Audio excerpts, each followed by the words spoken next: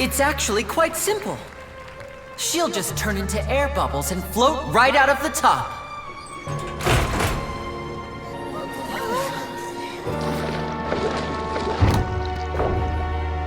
Oh no! I told them to check all the props carefully. With the lid on, even air can't escape. An amateur magician would be getting very nervous right around now. Luckily, it's me on stage, so let me show you what a true virtuoso can do.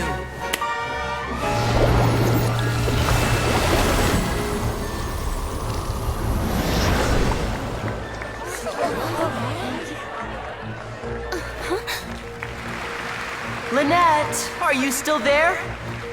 Don't go too far. We don't want to use up all our magic. Hi, I'm back. Uh-huh.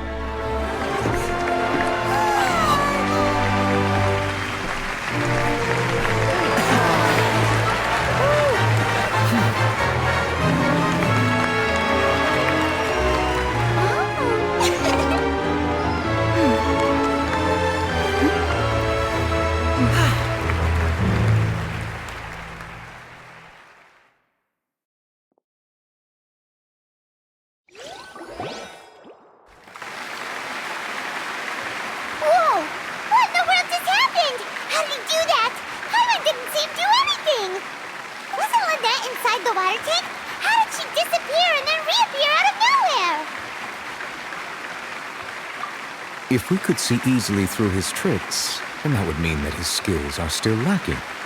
To appreciate magic, you should focus on the show happening on stage, rather than getting caught up in trying to see that which has been intentionally hidden. Guess you're right.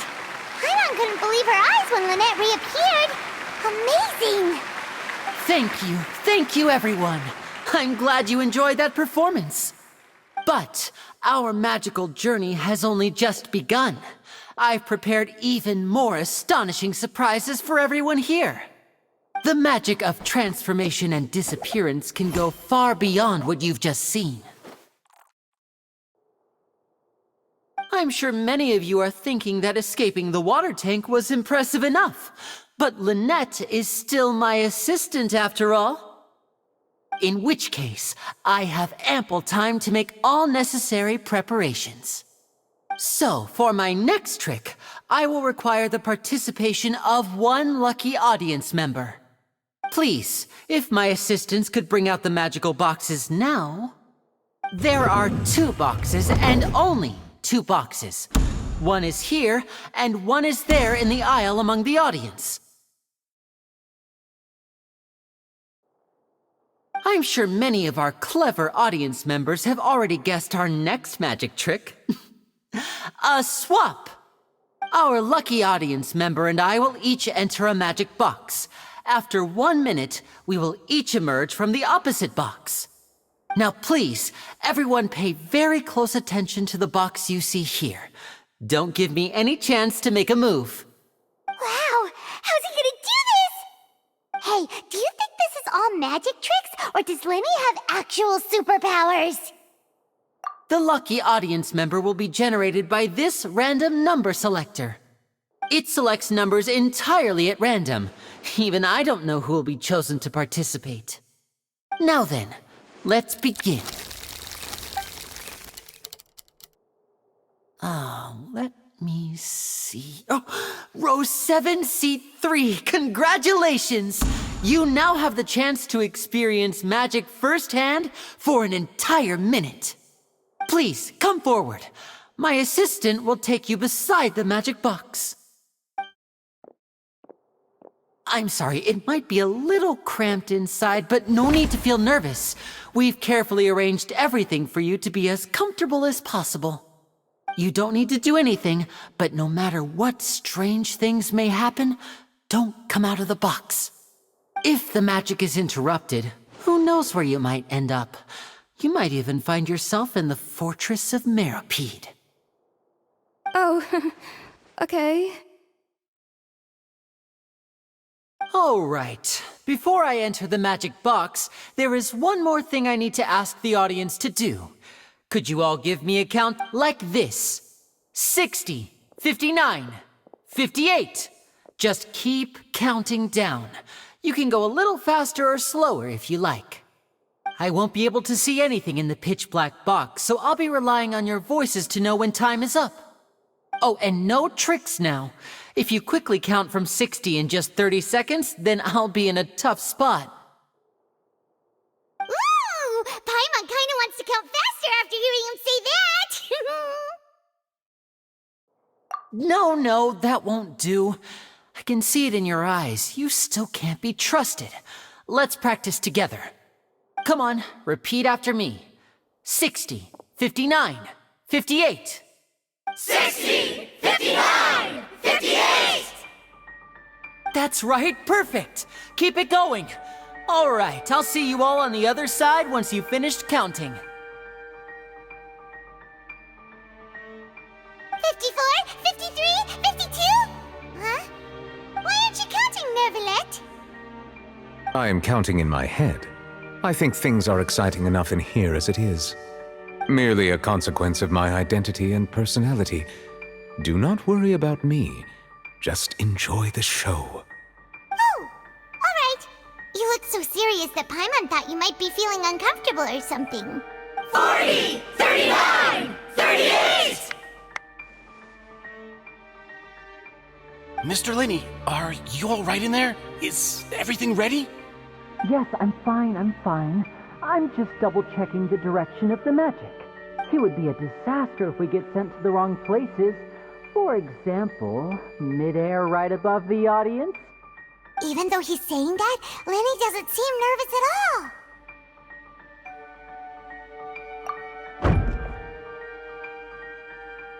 Ah, what was that noise? Did you hear it too? Not sure. Anyway, it doesn't seem like anyone's worried about it. 25, 24, 23! What's wrong, Mr. Linney? I can still hear you moving in there. I seem to have accidentally knocked over a decoration. I'm trying to fix it, but it's pitch black in here. I can't tell left from right. Never mind the decorations. There's no time for that. The show is what's important. No, that's unacceptable. I want my show to be perfect. Don't worry, we still have 20 seconds. Hear them counting? 19, 18, 17! It seems things aren't quite going as planned. I apologize, everyone. It feels like you're all starting to count faster, but that's all right. I know it can be tiring to do such a long countdown. 10 seconds and change is still plenty of time. 10! Almost there now. Whew. Swapping two people is harder work than you might think. Even a master magician like me can't guarantee I'll get it right the first time. Hey, wait! Is this the back one? I can't tell. They both look the same inside. Huh? No, that's not it. I'll try again. 7! Hey, slow down! Honestly! 5! 4! 3! Whoops! That doesn't count! 0!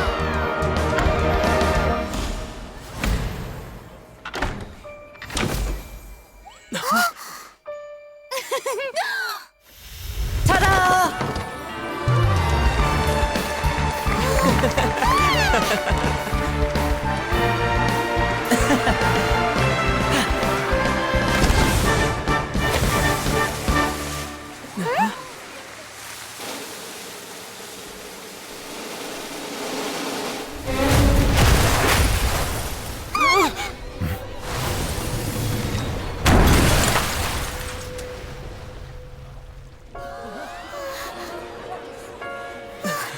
What happened?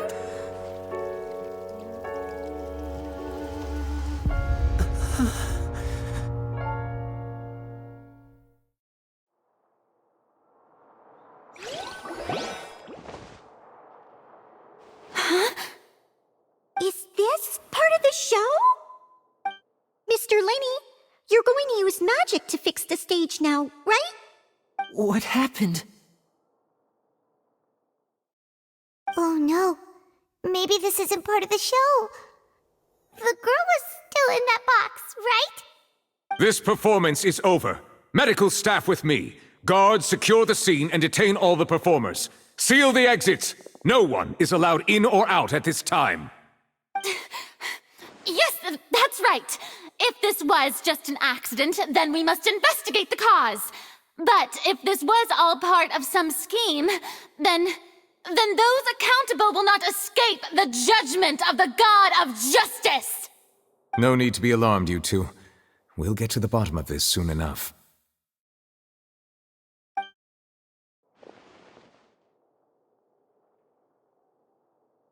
Unfortunately, the person who is in the magic box has been pronounced dead. His name was Cowell, one of the assistants in Linny's magic troupe. Apparently, the fireworks on stage ignited the ropes that were suspending the water tank, which then caused the tank to fall onto the stage. As of now, we are still not sure why we found Cowell in the box, rather than the guest from the audience. And after an initial search of the area, the guards have confirmed that the girl is nowhere to be found. It appears that this incident was not merely some mishap with the performance. And there are many indications that it is connected with the case of the serial disappearances of young women. The serial disappearances case? That's the case that Charlotte mentioned before.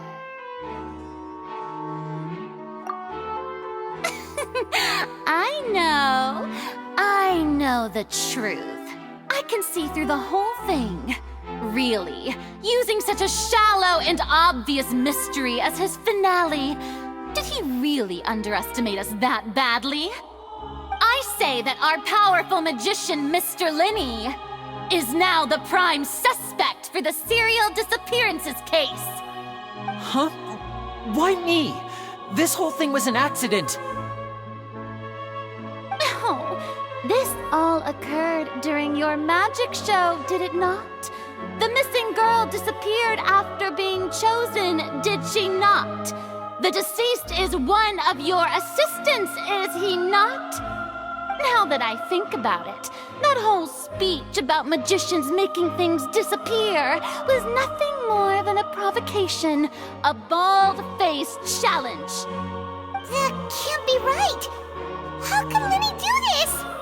He was in the box on the stage the entire time. We can even hear his voice. Besides, before the show, he told us that he would like to catch the criminal behind the disappearances. He couldn't possibly mean catching himself. Save discussion for a later time, please. Lady Farina, may I assume that your comments just now constitute an accusation against Mr. Linny and his associates, and that you are pressing charges? I just think that I think it might be a little early to talk about formally pressing charges. But what Lady Farina said just now makes perfect sense. Looks like she's gonna personally deliver justice. A kidnapping and murder carried out under the cover of a magic show. Lady Farina said it all. Of course, my dear people. But what excites me even more than the obvious truth before our eyes is the opponent I'll be facing. That's right. I mean you, traveler. You'll support Linny, won't you? After all, he was the one who helped you the first time we met. Then there's no problem at all. You know, the Traveler and I already had a duel the first time we met. But with Linny's help, our little duel ended in a draw. But draws really are the most boring possible outcome. So, no more draws. Between the two of us, there must be a clear winner and loser. And what better place to hold such a riveting showdown and decide the true victor than here, on the grandest of stages, the Opera Epiclese. It wasn't a draw. She obviously lost last time. I understand. Charges have now been pressed, and as such, a trial is in order. Well, Traveler, seems Lady Farina has set you in her sights. But putting her dramatic rhetoric aside for a moment, I would like to ask you, are you willing to act as Mr. Linney's attorney and defend him in this case? Very well. The trial will be held a day from now in the Opera House. Both sides may investigate the scene to build their cases and search for the truth. Linney and his troupe are all potential suspects and shall remain within the Opera House. The audience may begin to leave in an orderly fashion once they have been cleared by the guards. A day isn't that long. Let's see what kind of case this big shot outlander can build in such a short amount of time. I'm really quite looking forward to hearing it.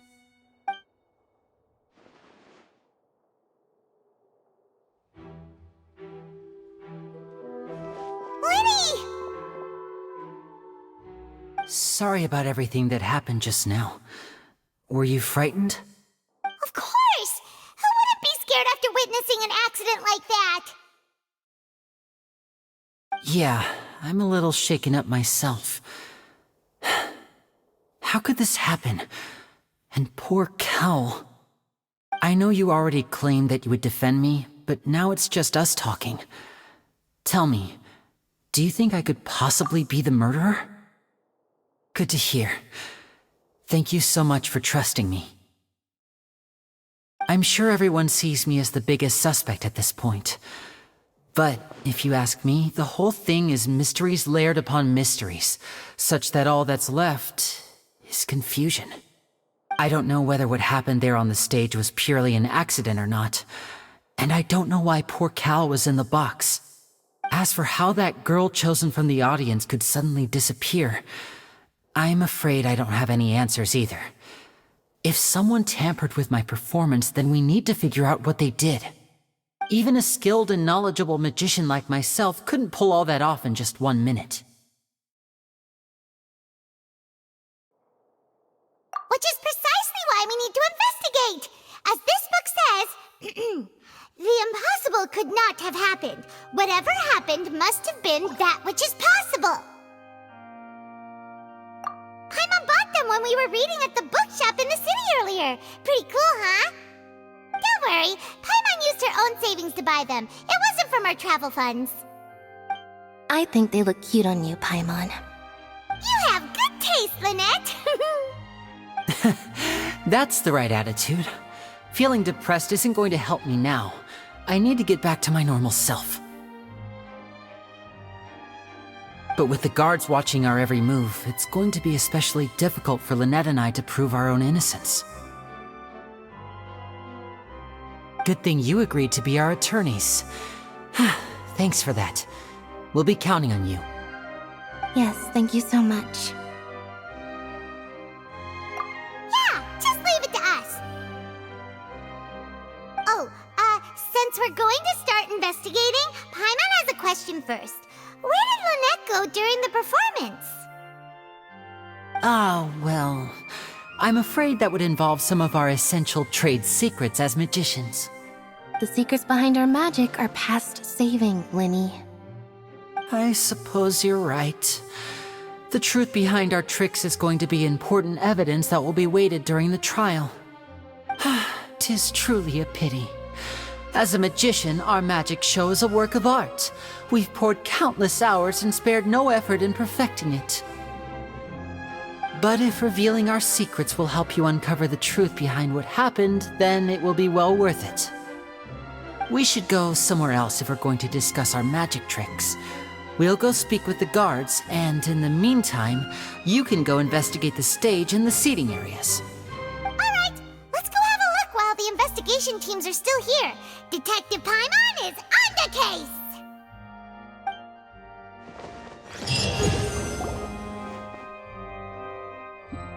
Hello, officer. How's the investigation going? I see. You must be the traveler that Lady Farina mentioned. Listen, I'll be perfectly honest with you. I'd avoid getting mixed up in this whirlpool of a mess if I were you. Huh? What do you mean? Come with me and you'll see. The deceased is one of Linny's assistants named Cal. Even though he hadn't joined the troupe long, he was hardworking and everyone generally liked him. The assistants are usually in charge of setting up and inspecting the props, as well as assisting with the show and keeping the crowd engaged.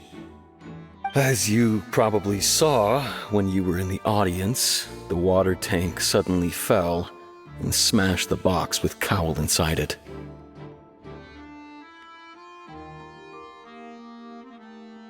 This is the real mystery. We've already searched the scene and were unable to find any traces of the girl. However, if you look carefully, the box was positioned directly under the water tank. The ropes holding the tank were then burned by the pyrotechnics on stage, causing them to snap.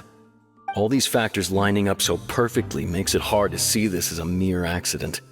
If anything, the more logical explanation is that the whole incident was intentionally planned, and Linny is the most likely person to have access to all these areas. But he doesn't have a motive. Are you both good friends of his? Well, you can't say we're good friends, but we've known each other for a little while. So in just a short time, he was not only able to win your trust, but even convince you to act as his attorneys. I know there's no such thing as magic. The real trick of a magician is holding the audience in the palm of their hand.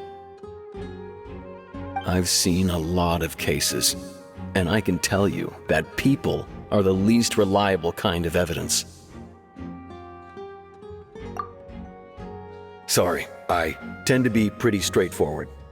Just know that I'm warning you for your own good. Anyway, you may investigate the scene of the crime yourselves if you're curious. Who knows, maybe you'll be able to come up with some new evidence.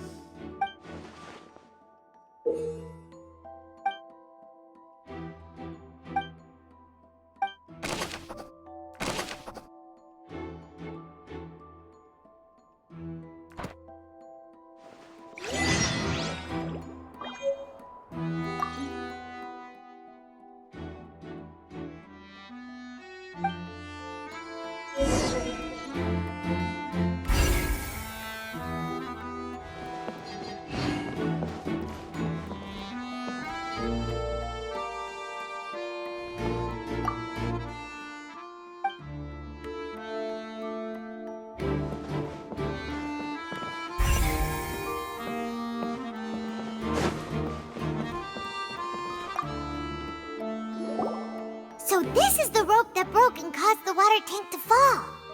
The rope looks pretty durable. How can it be burned through so quickly by fireworks? Why are you suddenly so serious, Traveler?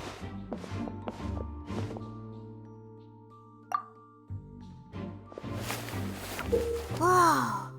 Look! Most of it was burned away, but there's still a little bit of it left.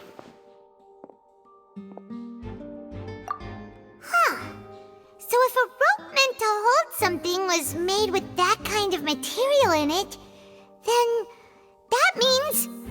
Wait! Why don't you write all this down? Let's take notes!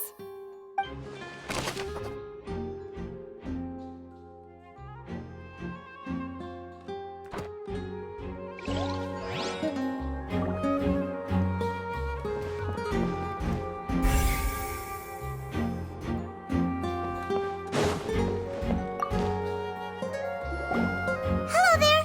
What are you investigating? Oh, this location has also been cordoned off because the Magic Troupe members are currently considered prime suspects. The investigation team is still collecting evidence. The seats were all booked in advance, so we were able to deduce the missing woman's identity by checking the guest list. Sure, it's not like this is confidential information. We will publish it later anyway when we petition the public to help us find the missing person. Her name is Halsey. She's a painter from Fontaine who's made a bit of a name for herself. Apparently, she wasn't a regular at the Opera House, but she'd been feeling some pressure with her work lately, which made her decide to come see the magic show. The Magic Troupe members all claim not to know her. We have looked into her social connections. It seems that she has no personal grievances or conflicts of interest with the suspects. Simply put, she wasn't related to the Magic Troupe at all, which matches the features of the previous serial disappearances. Were the victims of previous cases also chosen at random? That's how it seems to us, in any case. Apart from the fact that they were all young women of around the same age range, there really weren't any other connections between them. Okay then. No need to be so formal. If you do happen to see the missing girl, please be sure to contact us. It is of utmost importance that we get to the bottom of these disappearances.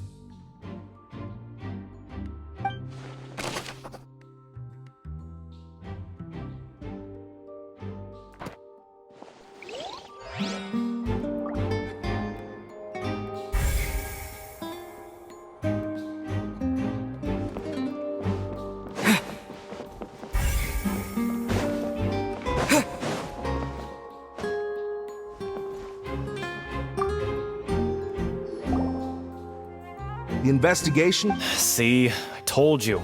What if the machine picked some big guy's seat?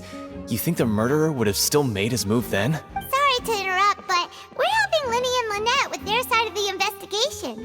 What were you saying about the number selector? There's something wrong with it? You're trying to help them? That'll be a tall order. Linny used the machine to pick a random member of the audience during his performance, right? The lucky girl that later disappeared.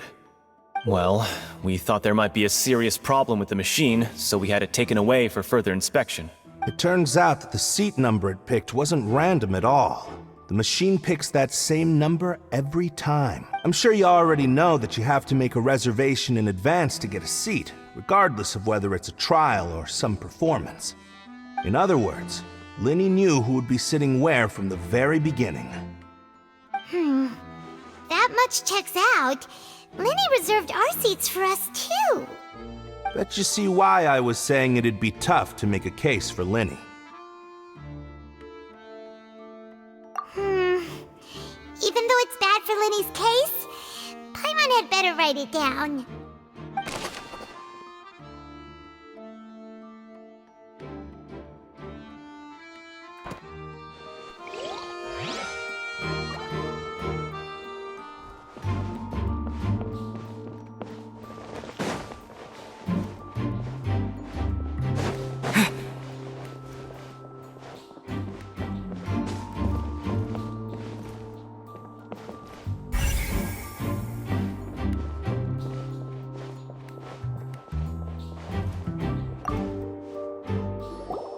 I see that you're investigating the area.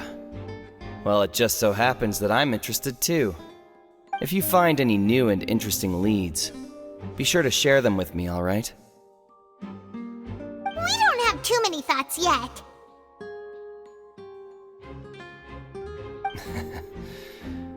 Then why don't I tell you my hypothesis first? The way I see it. And I'll start it with that loud thud. The thud? Oh, you mean the sound that happened during the countdown? Yes, exactly. It wasn't terribly loud, but I suspect that most people heard it.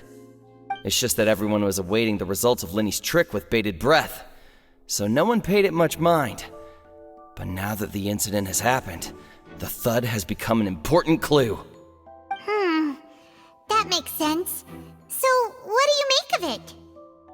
I'm of the opinion that it may have been the sound of Linny's accomplice, Lynette perhaps, jumping atop the water tank or something like that. And when the pyrotechnics went off, she cut the rope, sending the water tank crashing down. But wasn't the noise we heard too loud for that? Perhaps the balance wasn't right, leading to a particularly rough landing. Oh, that's true. I suppose I must reconsider. That does remind Paimon, though. What was with that sound?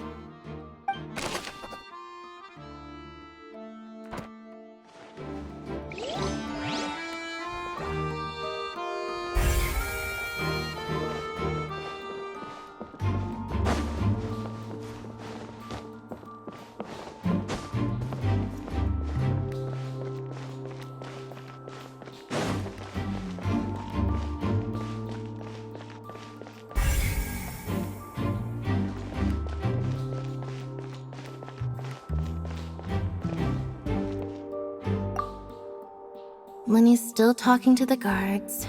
It seems he'll have a lot of explaining to do. I think someone will be assigned to monitor us later, but that's alright.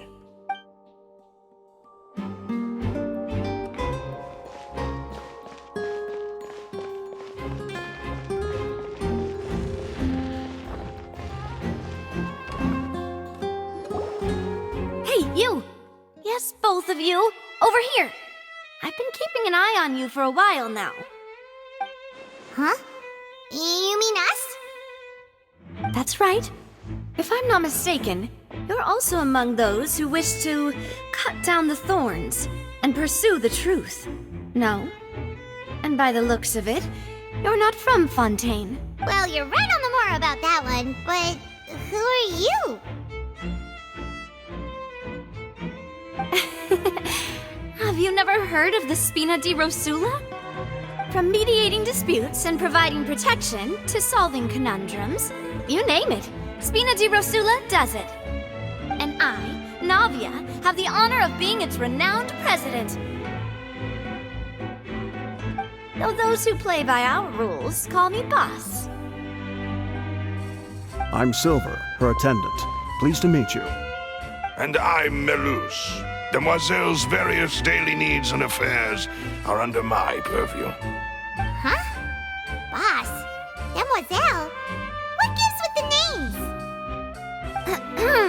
Well, I am the second generation president. Melus and the others are still used to my previous title. My apologies, Demoiselle. Should you prefer, boss, I will endeavor to use that instead. No need. You don't have to call me boss. Just Navia is fine. Okay, if you say so. Not that we're members of Spina di Rosula anyway. All merely trifling details. Never mind. Now, back to the situation at hand. That's right. I've always kept an eye on the serial disappearance cases. My interest stems from a matter back from my father's time. Judging from the look of things, I find Linny an unlikely mastermind. Really? We think so too! That's why we're looking for clues now. But how did you come to that conclusion? Intuition, naturally. My unparalleled intuition. Farina sure was quick to point the finger at Linny without any decisive evidence whatsoever, wasn't she? But that's not uncommon for her. If you remember, the Justice had to interrupt her and ask if she was pressing charges just to keep her from getting carried away. Anyway, a trial begins the moment someone levels charges. And, of course, there was no way Farina was going to back down in that situation. Sounds more like you just don't trust the Hydro Archon. Well, what's your opinion? I must admit that she can be interesting at times. All right, I've answered your question. Now, it's time you answer mine. Wait a minute! Did that answer count? Well, I say it does. But don't worry, you won't hear any pointless questions from me. In your opinion, do you think it's right to treat a trial like it's an opera? Well? And why would that be?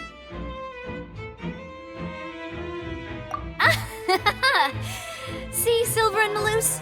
I told you they'd be different. Most astute of you, Demoiselle. I too think that the Traveler's response was most excellent.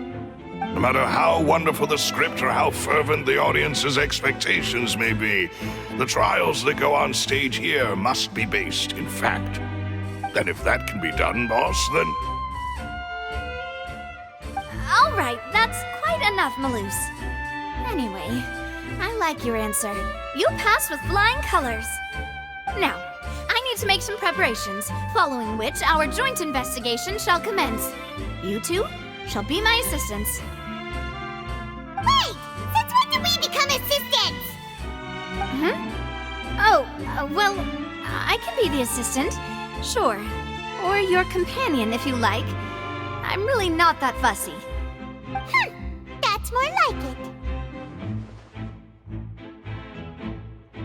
Far be it from me to brag, but I believe that Demoiselle's intuition will be instrumental in uncovering the truth. You wish to save a friend from false accusations, and we wish to unravel the disappearances. In this sense, our goals are aligned. You have a point. Huh. You're quite the talker, aren't you, mister? And what about you over there? What do you think? You seem like you've got something on your mind. I have nothing to add. Oh, alrighty then. We'll be making some preparations first. Just be sure to let us know if they start revealing Lenny's tricks. Thanks!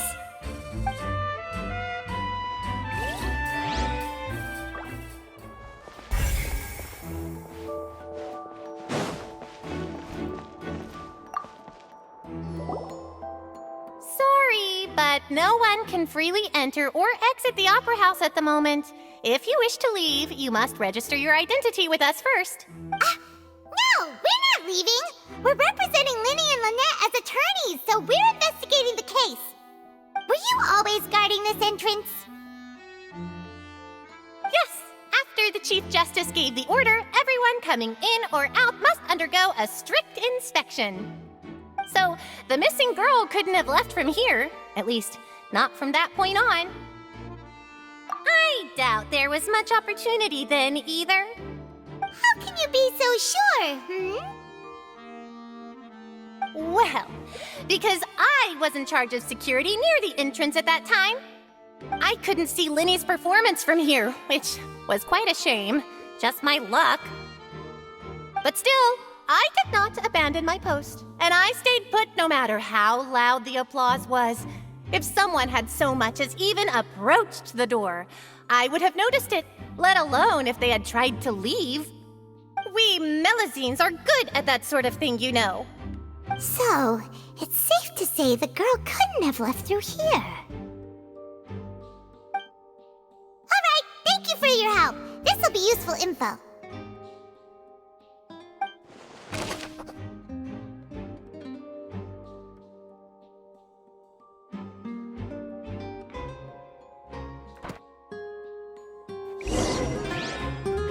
We've checked everything of note here at the performance venue. Paimon wonders how Linny's discussion with the guards is going. Let's go see, shall we? Ooh, things are getting interesting, huh? We're about to see how magic is made. Understood. Then I will be going with you. Just so you're aware, I will be monitoring your actions and making notes as necessary. Very good. Thanks for being so agreeable. I'd pull a rose out of my hat as a gift for you if I could.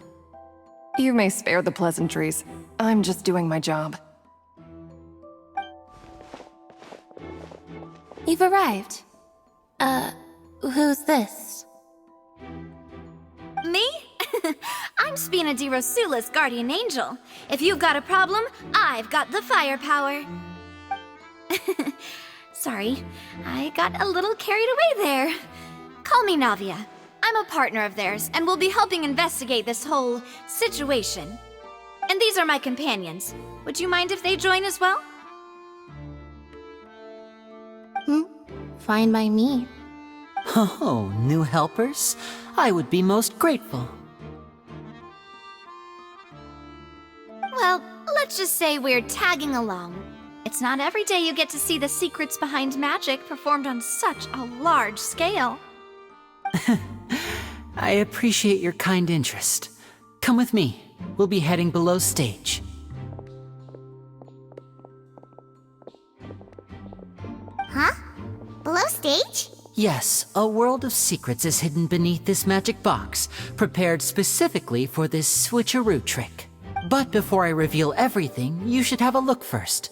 Notice anything strange here?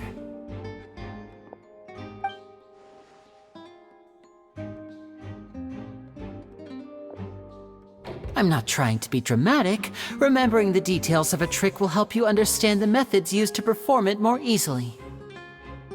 Huh. Weren't there balloons and other decorations here? Where did all that go? Ah, good eye. That said, you're still far from discovering the answer. The back? You mean the inside of the door? What's different about it. Paimon didn't notice anything. Very good indeed. I thought you might not be able to catch that, given that you were sitting in the first row. The back of this door was patterned. Those patterns are now gone, replaced by a smooth wooden board. So, if you put 2 and 2 together, what do you get?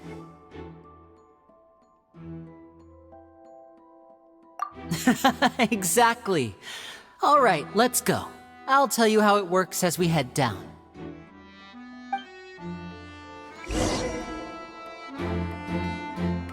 Oh, so there was a passageway under the magic box! I knew you'd figure out most of it as soon as you saw this place. The 2 magic boxes are positioned right above the 2 entrances of the tunnel. See this flatbed trolley? The box with the lucky audience member in it would be shuttled over to the other side using the trolley. This trolley can raise and lower and even rotate, ensuring that the box will face in the right direction. I see. So that's the purpose of the box inside another box. Precisely. The inner box would descend after the audience member was put inside and be moved along the trolley, all while the outer box would remain on stage as if nothing had ever changed. So that's how you did it! Once the box was lowered, the trolley would store some energy through this device here, with which it would complete the rest of the steps. The audience member would only be able to feel some slight movements in the dark, and by the time she walked out, she would already be back on stage. Right! You were talking that whole time, and you even came out for a moment near the end! Ah, yes. A phonograph operated by Lynette was used to achieve that effect. My assistant and I had already scripted our conversation beforehand. When the countdown began, I had already gone to the opposite box via a tunnel using that ladder. And what about Lynette? Where was she? I was in the mezzanine space in the back of the box. Oh, interesting! That's how we were able to coordinate Linny's lines with the assistant. And, by the way, I was the one who walked out of the box at the end. I mean, we are twins. All it takes is a change of clothes and no one can tell who's who. And that's my favorite part of this trick. Only Lynette and I can perform it. So that's how it all worked! Wow, every detail you revealed was more amazing than the last! Lynette would briefly walk out of the box and then go back in, jumping into the tunnel and escaping before the box on the trolley could finish ascending. And then I walk out of the other box in the audience area, and the trick would be complete. The operative word here being would. But as you saw, Cal was in the box, not our audience member. She, on the other hand, mysteriously vanished. We really don't know how that happened. If not for that interlude, this would have been an astonishing trick. I probably never would have figured out how you pulled it off. And yet, to think that someone was able to use this magic trick to commit a crime. Could we have a look around? I think we can come up with some more leads. This is the scene of the crime, so Linny and Lynette are not permitted to stay here. I'll escort them back up. Yes, of course. No need to be so strict now. I won't disappear into thin air, you know. Thanks, everyone. We're counting on you.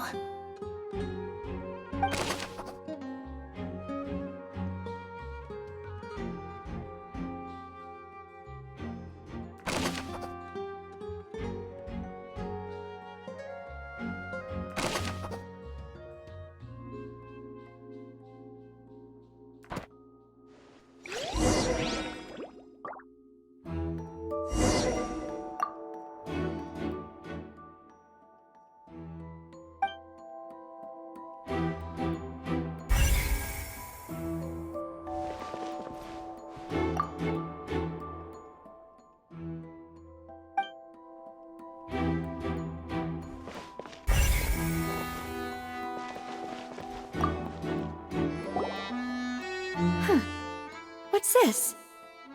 Looks like a hook tied to the end of a rope. Huh? There's all kinds of odds and ends here. Perhaps it was a prop for a different trick. But why would it have been left here? Whatever it is, let's make a note of it first.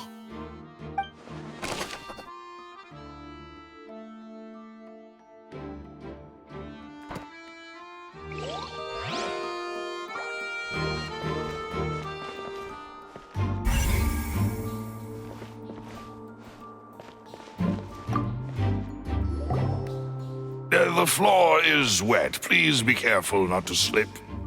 Speaking of which, why would there be water here? Oh, Paimon knows! It's one of those tricks where you pour water into a jug and then flip the jug over only for the water to disappear? And here's a broken vase! Huh. Did the trolley knock it down while moving? That can't be. The trolley moves along tracks from start to finish. It couldn't have hit the vase at this distance. Let's note this down too and think about it later.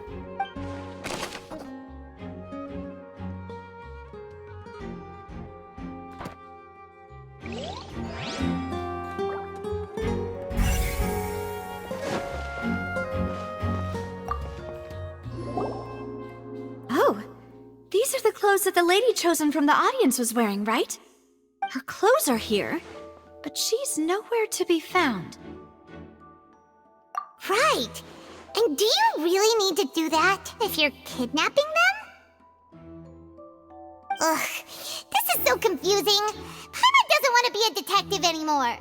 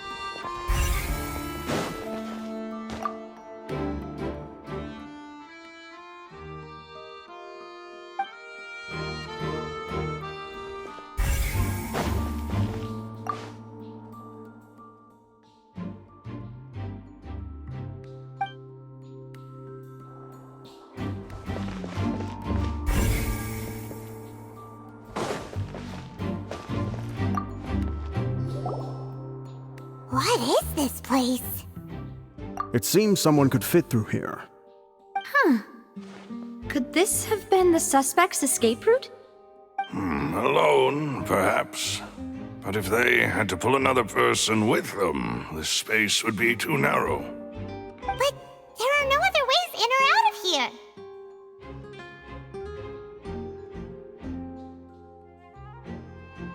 Oh, you're right! Let Paimon write that down.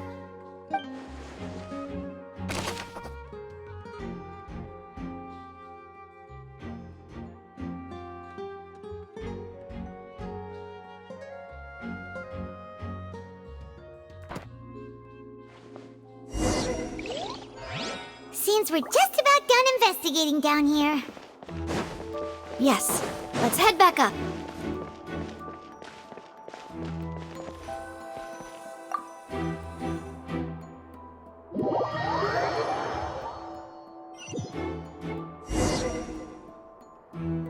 Well, we've ascertained the state of the crime scene. Let's find a place to sort out our findings once Malus returns. It seems to me that there are several things that don't add up here. Apologies for the wait, demoiselle. So, what did the guards say? Did the criminal escape through the vent? They believe the odds of that are very low, since the vent leads to the Opera House's basement.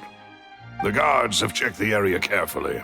No one left through the basement during the performance or after the incident, and no one was found hiding there. So the tunnels become like a secret chamber then! You know, like the kind you usually see in novels! The plot thickens. Halsey's disappearance and Cowell's death are both quite inexplicable. No wonder Farina was so confident in her accusation.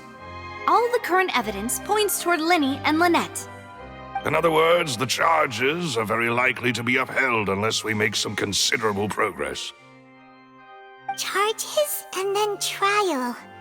So if the charges are upheld, they'll announce a sentence? That's right. This is how a trial goes in the Opera House. During the proceedings, the Chief Justice and the Oratrice will hear statements from both sides. That's right. This is how indemnitium is produced.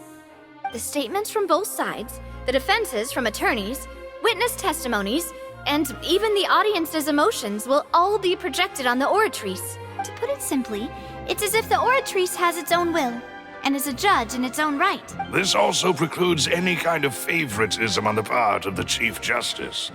And not that this has ever happened anyway. Once both sides have finished speaking, the Chief Justice will make his final decision. This, too, will be used by the Oratrice as a reference. Then, finally, the Oratrice will be consulted by officials. Huh? So that machine is the one that actually decides? Paimon thought Neuvillette called the shots. In practice, there is very little difference. Both have always come to the same judgment. Which is why people have great faith in the Chief Justice. Ah, yes, the guards also asked me to convey that none of us will be allowed to leave this place before the trial. Huh? What? Because we've chosen to act as the twins' proxies. That makes us persons related to the case. They're concerned that we might be colluding with outside parties, or that we might find outside help to disrupt the case. And even if that were not so, it could prove problematic if we happen to spread key information about the case ahead of time. I'm ready to break out at any time. Whoa! There's no need for that! Paimon thinks they have a point. That said, are they providing food? Of course. I just hope you don't mind the lack of options. I'm afraid that catering to all tastes is not in the cards, nor is any guarantee of balanced nutrition. In that case, let's just sort out our findings together here. Pity. I was hoping to take you to try some of Fontaine's famous desserts, too. I mean, what better way to properly think through our findings than over some tea and sweets? Huh. Breaking out suddenly doesn't seem like such a bad idea after all. Just kidding! Paimon will still do her best, even if there are no snacks. What do you mean, no snacks? Of course we'll have snacks. If we cannot buy some, then we'll simply make some. Huh? Here? But how? Understood, Demoiselle. Everyone, please come with me.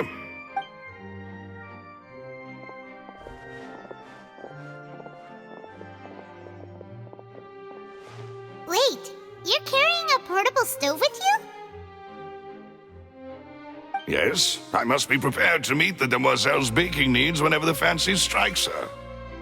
I have eggs, sugar, and almonds at the ready. Good work, you two. Then I'll get to it. Please sit tight for a moment. You'll get to taste my awesome snacks soon enough. These three are quite the interesting group.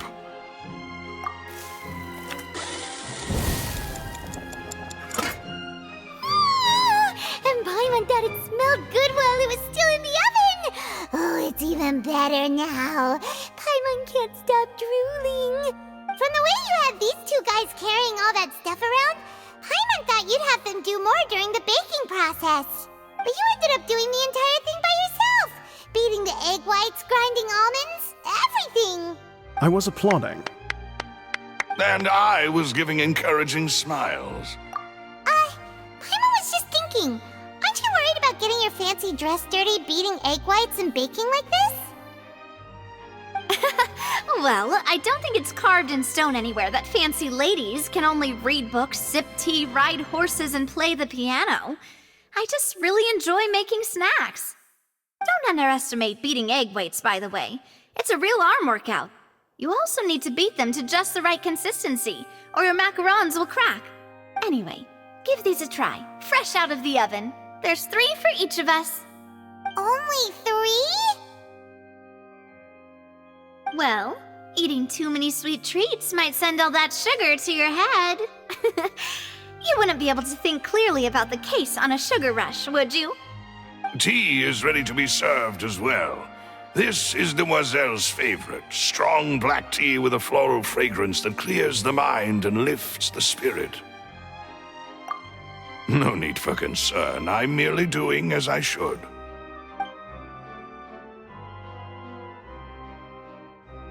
All right then. Down to business. As Paimon mentioned previously, the tunnel seems to be something of a secret chamber. However, we can assume that Linny and Lynette were not alone within it. Some criminal also occupied its sealed confines. The magician twins could have committed the crimes, of course, but they lack any logical motive. Exactly! Why would they do such a thing right when everyone was watching? The flower vase and the thud we heard during the performance could indicate some altercation between Halsey and the criminal in the tunnel, resulting in the shattering of the vase, the discarding. Perhaps the criminal thought that since she was chosen from the crowd, she would be too easy to identify if she was still wearing the same clothes. Paimon thinks that makes sense, but the real trouble is... True. None of the clues we found thus far support the existence of this third person. But the only people left to consider are both technically victims, whether it's the missing girl, Halsey, or poor Cowl. Huh. Could Halsey have secretly made modifications to the magic props in order to murder Cowl before making her escape? That's right. And even if she had tampered with the setup, she would need to understand the entire trick to pull it off. Nor does she have any motive. The guard said that she has never had any dealings with the Magic Troop's members. Were we not thorough enough in our search? From the sound of things, this is turning into an impossible case. Your macarons are amazing though, Navia. They smell great! They're nice and crisp and super sweet! They are my specialty after all. And I see you've already had 5 of them. What? 5? Oh, that can't be right. Paimon only counted 3, honest! Please don't worry about it. At my age, a few less sweets might actually be a good thing. No. Being greedy is one thing, but Paimon knows how to count. Besides, Paimon knows that if she ate too many, then others wouldn't have enough.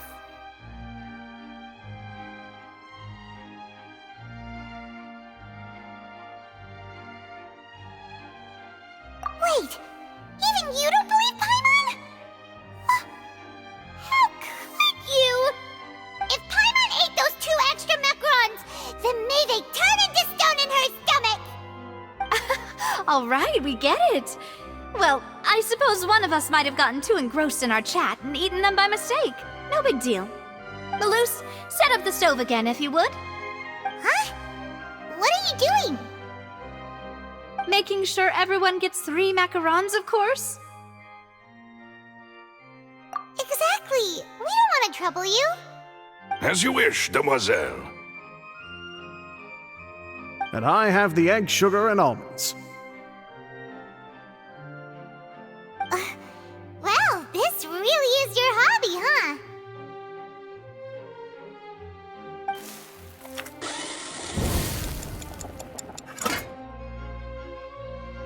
Well, that's it for snack time. I'm going to have another look around the area. I don't know what we're looking for yet, but we've still got some time. As attorneys, I suggest the 2 of you think the case over again. It would be awkward if you got all tongue-tied on stage during the trial. All right, thanks for your help and for the snacks. It was nothing. A small task for the Spina di Rosula. Silver, Malus, it's time to go. I'll be back if I find anything new.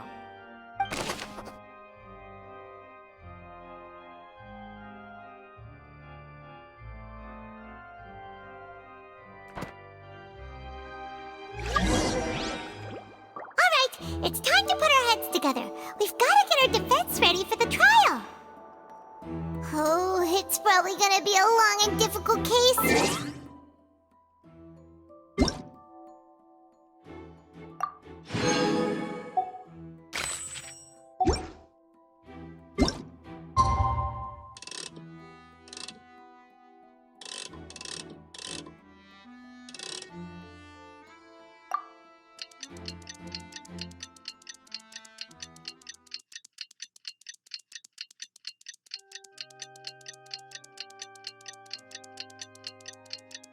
What do we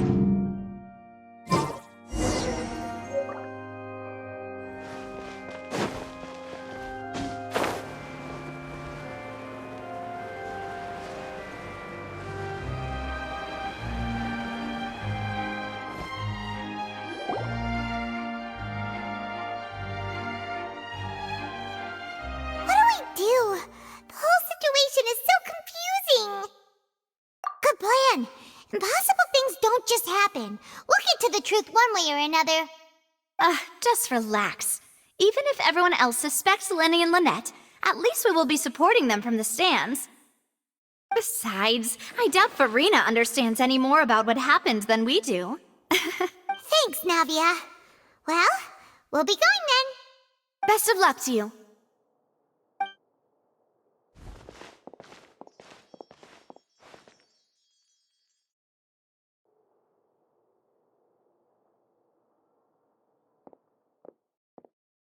Ah, finally, you're back. Well, how did your investigation go? To be honest, you might be disappointed. No. We're already very grateful that you were willing to help. Well, now, don't you all look disappointed?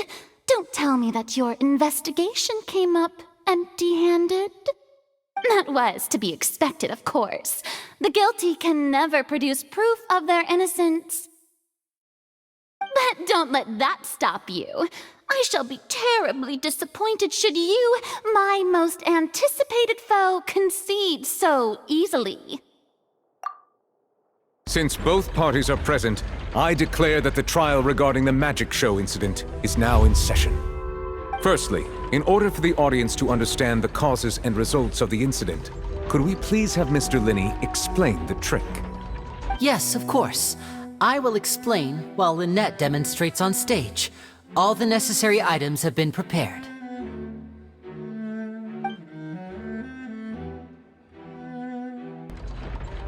Thank you, Mr. Linney. In that case, I take your statement to be that you ran to and remained hidden within the magic box in the audience stands once the trick began, and thus could not have committed the crime. Is this correct? Yes, that's correct, Your Honor. In that case, I call upon the prosecution.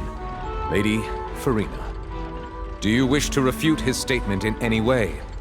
Why, of course I do. Allow me to take the first shot and break this case wide open. Mr. Linney is clearly lying. There is no way you could have been in the box the whole time if you were to abduct Halsey and murder Cowell.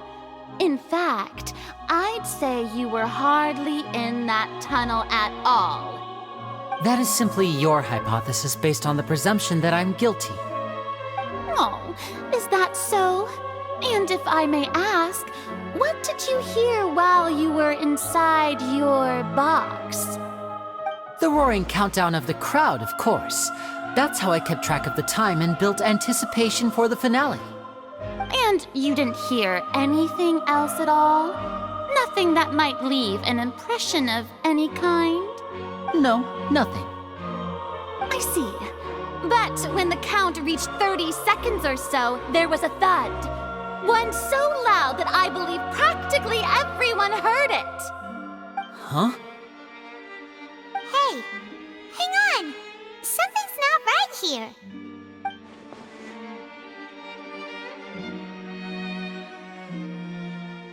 Yeah, I'm sure he could have heard a noise that loud from inside the box. I was right by the box and I definitely heard the thud. Look at those scales. Could those mean... Well then, ladies and gentlemen, allow me to use the words of the magician himself. You never know what can happen in the blink of an eye. Indeed, it seems his alibi can also collapse in the blink of an eye. Of course, I have armed myself to do far more than smash your alibi. Confidence cannot go unfounded, and my foundations are rock solid. Tell me, aren't you and Lynette actually from the House of the Hearth? The House of the Hearth?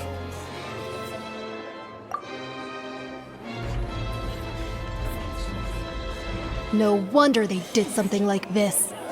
So the serial disappearances were the Fatsui's doing. Now it all makes sense. I've got a feeling that what happened on stage probably wasn't just an accident.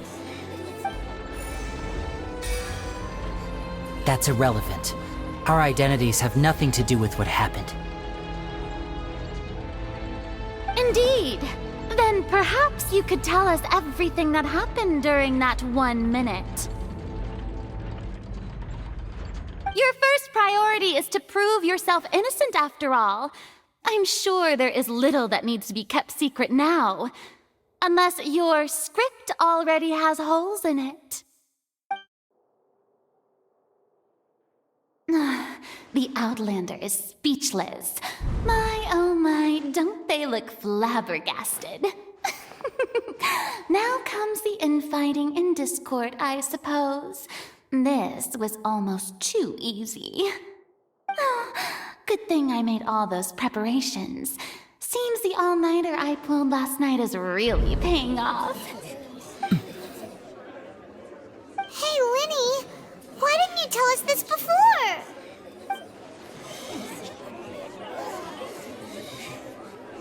Order! Order! Mr. Linney, allow me to re-establish the facts. Lady Farina has raised 2 points. First, when the thud was heard in the Opera House, you were neither in the box nor the tunnel. Second, you and Ms. Lynette are both members of the House of the Hearth. Are these claims true?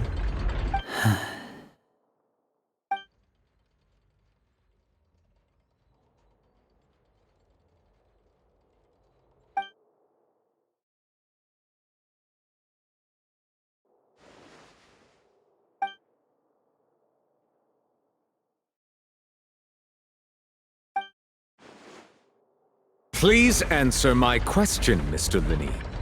I'm sorry. Yes, they're true, Your Honor.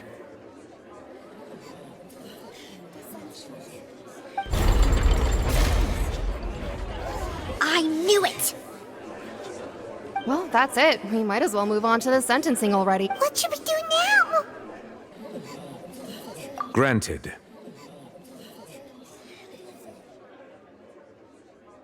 In that case, what is your request? Is that really necessary? They're already as good as guilty. The defendant deceived their own attorneys. What is there left to discuss? Order! Order, I say! Your request is reasonable, and we shall adjourn. This trial will reconvene in 1 hour. So you would stick to Mr. Linney's defense even after knowing what you do now? You certainly have more professionalism than I thought. In that case, my dear audience, let's allow the joy of victory to steep for a little while longer.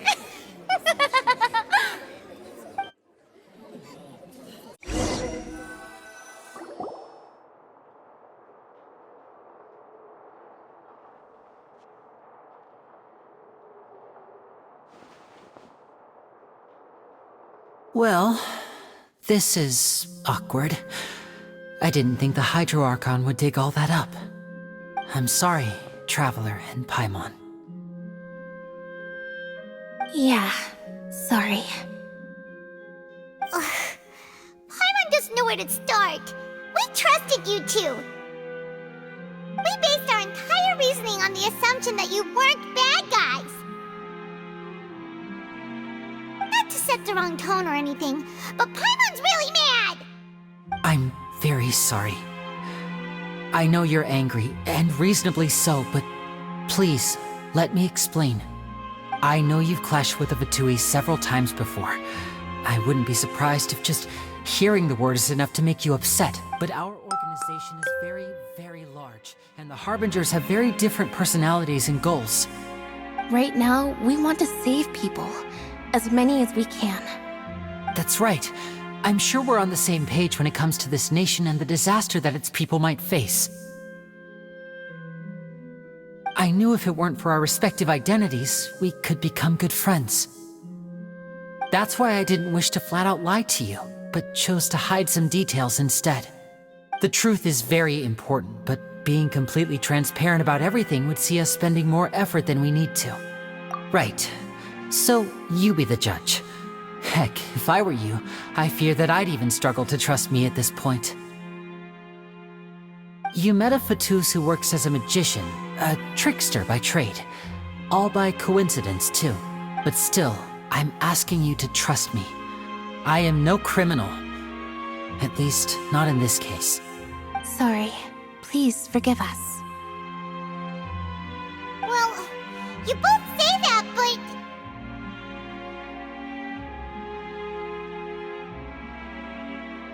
Right, let's hear your answer first, and no lies now! Of course. I'll answer any question you ask. We've been trying to find out how the Oratrice operates. We want to know why it has a consciousness. Why can it deliver sentences accurately? During our investigations, we learned that the machine's core is beneath it. From that moment on, Lynette and I have been designing this box swap trick, with the objective of getting close to the core. Is that why you needed a whole minute? That's right. In truth, the audience would take about 75 seconds to count down from 60, while I would only need 15 to get to the opposite box. So, after jumping into the tunnel, I accessed the Opera House basement via the vent, and went to investigate the room in which the core is stored. That air vent was created during the construction of the tunnel specifically to execute this step. Well, nothing. As soon as I reached that room and was about to investigate, I heard someone's voice. Which should have been impossible, of course. I was quite certain that I was the only one in the room. That voice seemed to recognize me and tried to speak to me. I chose to err on the side of caution and retreated the way I came. On the way back, I saw the broken vase and the clothes on the ground, but the countdown was almost finished, so there wasn't time to give it any thought. After that, the homicide occurred just as you saw. Well, that explains why you didn't hear the thud.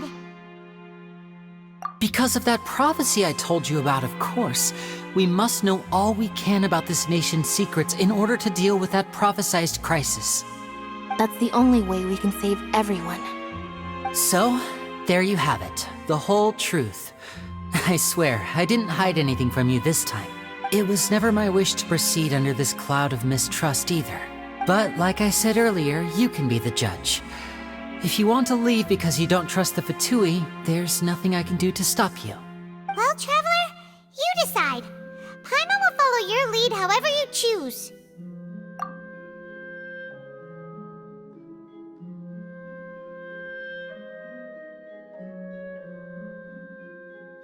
Okay, thank you. Thanks for giving us a chance. The current problem is that the scales are tipped pretty badly against you two. If we want to refute the Hydro Archon's accusations, we're gonna need a seriously watertight defense. Huh? Hope!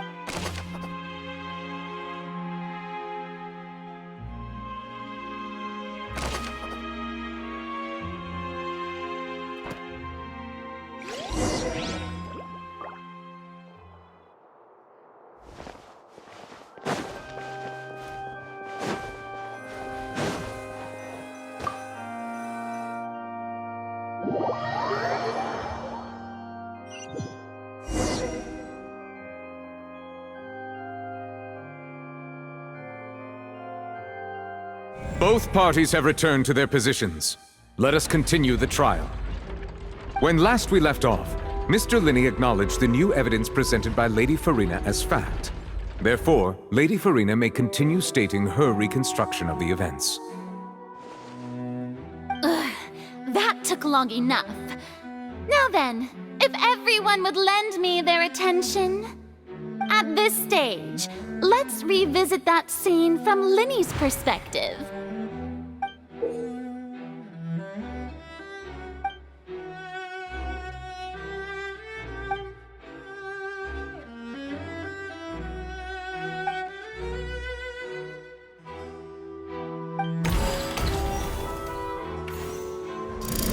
the countdown began, he entered the tunnel.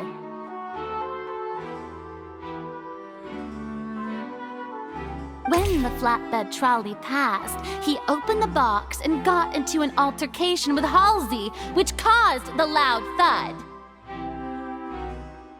He did not realize that this sound could be heard by everyone in the opera house, which is why he claimed earlier that he could not hear the sound.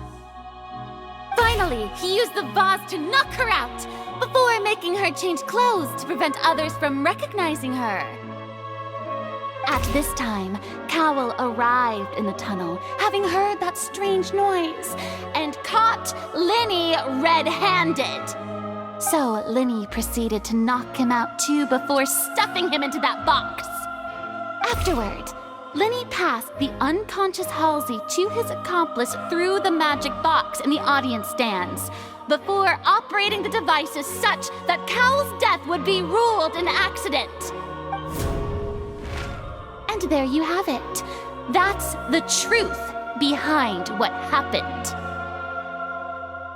Does the defendant's side have any objections to Lady Farina's description of the events?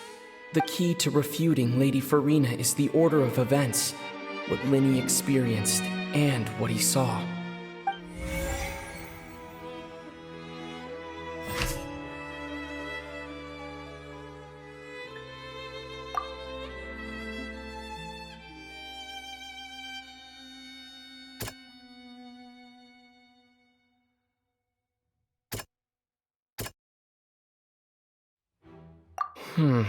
Seems this won't produce a particularly effective rebuttal.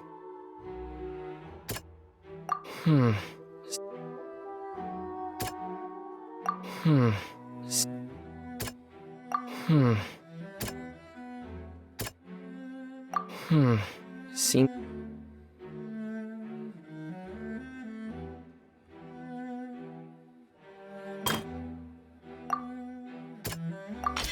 According to Linny, he left via the vent after entering.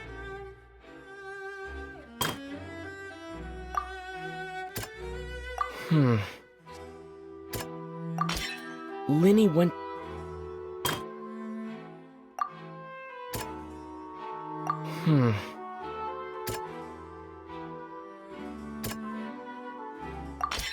Linny did not take part in the underground altercation. He only witnessed traces of the aftermath. Attention! Ace Detective Paimon has something to say! When the countdown started, Linny did indeed go into the tunnel. But he immediately used a vent to access the Opera House basement, which is where the underground core of the Oratrice is stored. Once he reached that area, he heard a voice in what should have been an empty room. Since he felt something was amiss, he returned immediately. The crime scene had already developed by the time he reached the tunnel again, and in order to complete the magic trick, he did not remain there for any length of time. Finally, he reached the surface, and that was when the accident happened from his point of view. Therefore, he's innocent!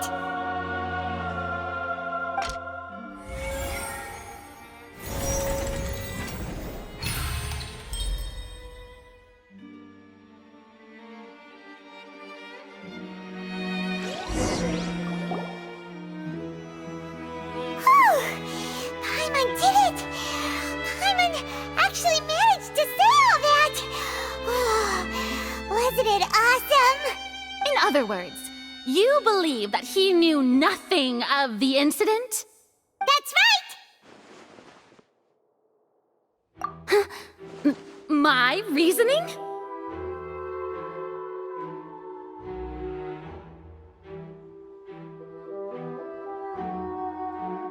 If that's the case, then if Cowell hadn't entered the tunnel, who was the entire setup meant to kill? Assuming that what you say is true, Linny only needed to kidnap the young girl to cause a new disappearance case. What would the point of killing someone on stage be? Oh, they have a point. That's right, you tell him! And that's why they're partners of mine. They've managed to turn things around. Oh, well, your denial is very strident, I'll give you that. But what proof do you have to back your claims?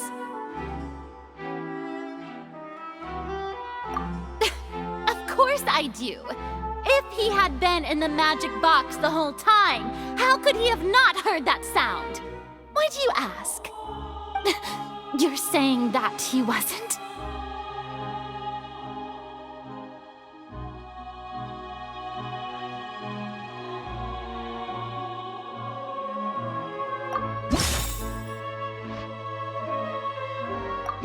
Are you sure we don't need to give this more thought? Paimon thinks there's something off here.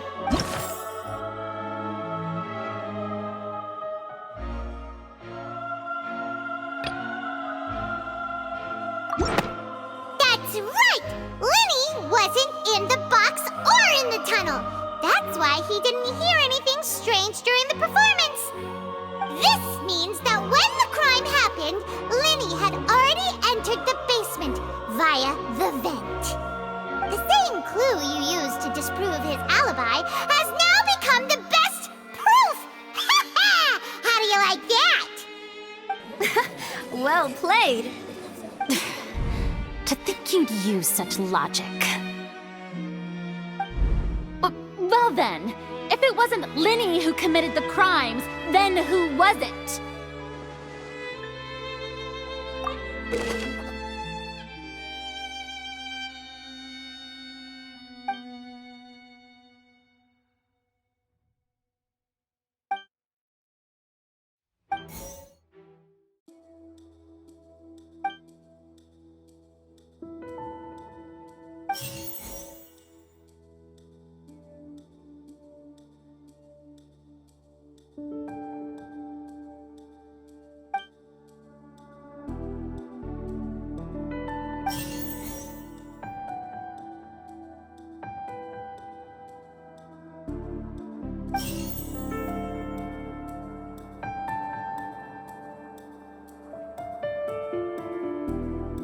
The deceased's name is Cowell, Lenny's assistant. He would have... Could there have been a third person involved? Is that really a possibility? Halsey is the missing person and an ordinary audience member. Or did she have her own scheme all along? The deceased's name is Cowell, Lenny's assistant. He would have been able to tamper with the equipment.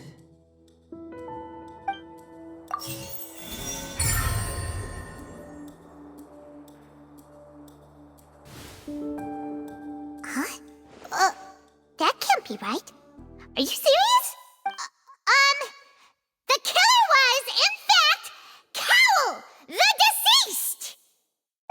Oh, is that so? How interesting! Let's hear your reasoning then. What I must do next is recreate the truth. What Cowell did, and how he went from would-be perpetrator to victim. No one entered or left the Opera House through its entrances. So where would the criminal have wanted to take Halsey?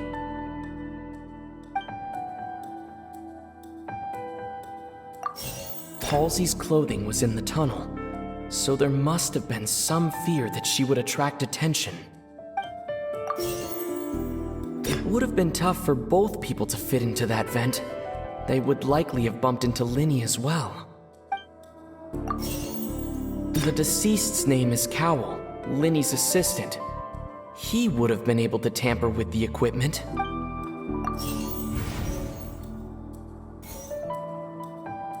The deceased's name is Cowell, Lenny's assistant. He would have been able to tamper with the equipment. Lenny was not in the tunnel at that moment, which gave our criminal ample time. No one entered or left the Opera House through its entrances, so where would the criminal have wanted? The sound we heard may have come from a clash between the missing Halsey and the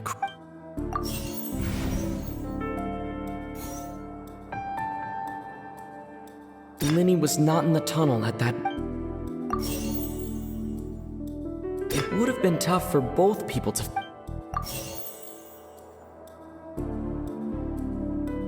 The deceased's name is Cowell.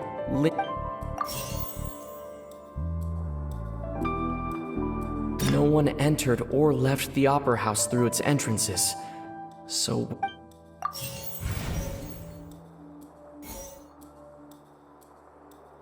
The sound we heard may have come from a clash between the missing Halsey and the criminal. Halsey's clothing was in the tunnel, so there must have been some fear that she would attract attention. It would have been tough for both people to fit into that vent. They would likely...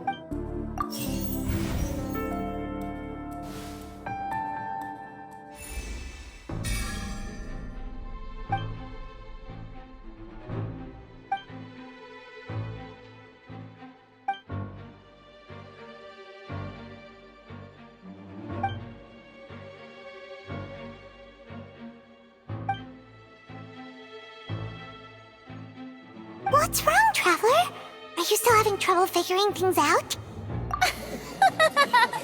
I see how it is. So this was all just a bluff. And here I thought you had something to show for it. But it seems you're still far from the truth. Look, since we're at a dead end, why not consider a different track? Just like the trick as it transpired, the end result must have been utterly different from the magician's initial design. If only we knew how Halsey disappeared. Well, that would be nice, but the tunnel only has 3 exits, and none of them seem very likely. And it's not like this is a magic trick where you can just make a real live person disappear. You know, like you did from that water tank, Lynette.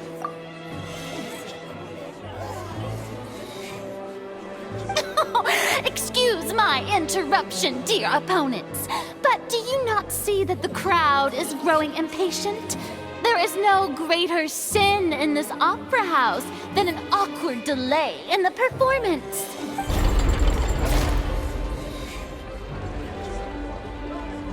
If the defense is unable to make further effective arguments, we will move on to the next stage of the trial.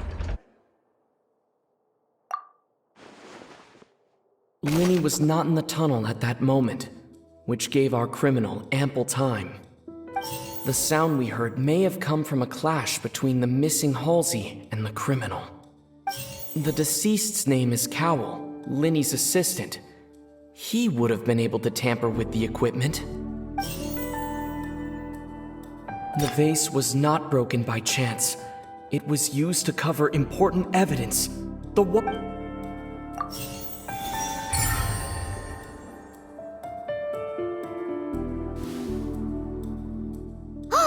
Paimon gets it! It all comes together if Halsey disappeared instead of being kidnapped. Lynette escaped from the water tank, vanishing gradually and leaving only clothes behind. If there's a similar method where a person could be transformed into water... Oh, just a moment, please. I do hope you know how preposterous you sound at the moment. How could a person ever be transformed into water? This is reality we're talking about here, not some magic trick.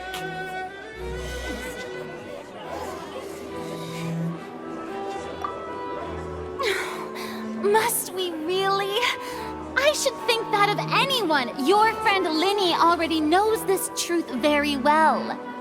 Magic tricks are ultimately just illusions and misdirection.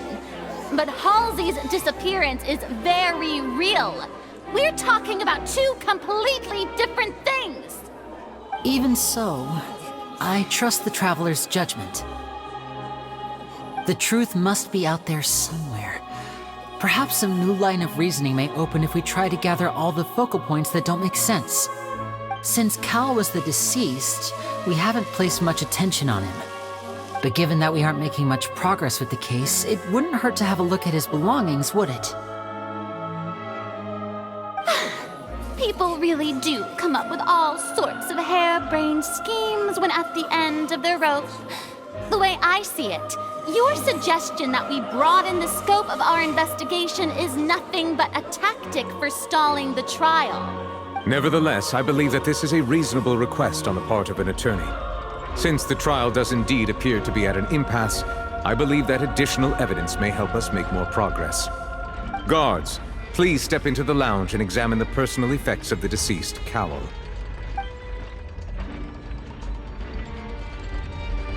We are still examining the items, but we have already made critical progress that we feel must be shared with everyone post-haste.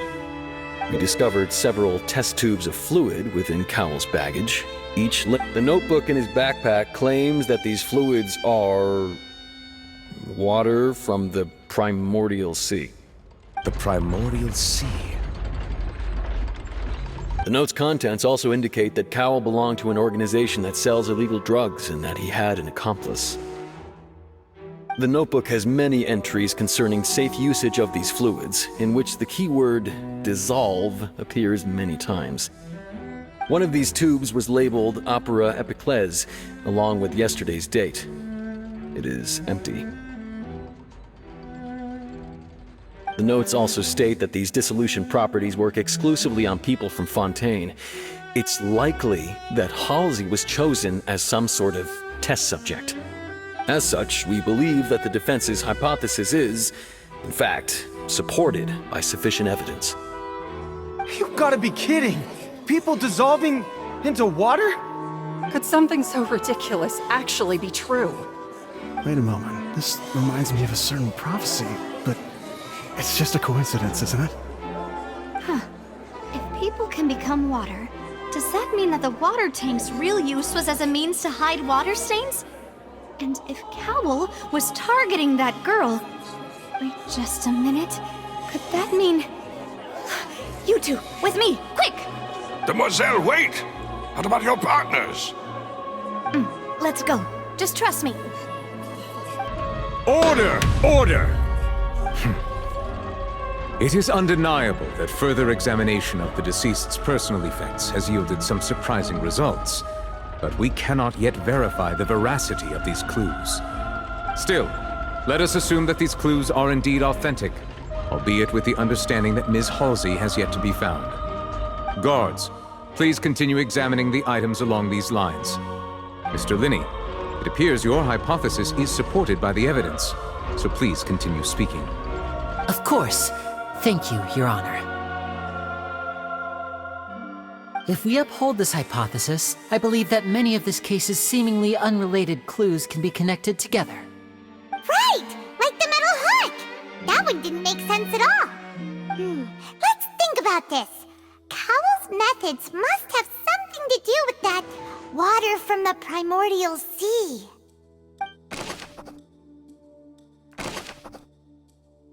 The water from the primordial sea should already have been prepped before Halsey entered the magic box. Now it seems like the hook rope was not meant for another magic trick, but was instead some form of triggering mechanism.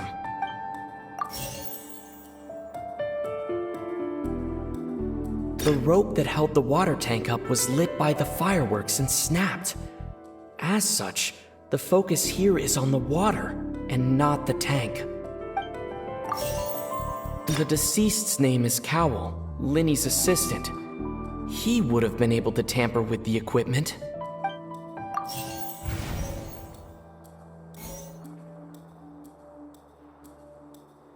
I remember there was something else within the inner layer of that box. Lynette was in the magic box on stage the entire time. The water from the primordial sea should already have been prepped before Halsey entered the magic box.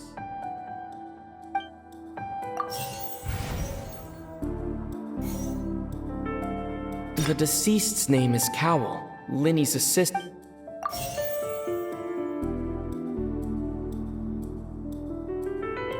The water from the primordial sea should already have been prepped before Halsey entered the magic... The deceased's name is Cowell, I remember there was something else within the inner layer. I remember there was something else with... Lynette was in the magic box on stage the entire time. Did she...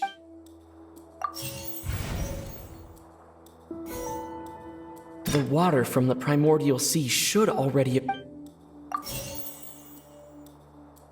The rope that held the water tank up was lit by the fireworks and snapped.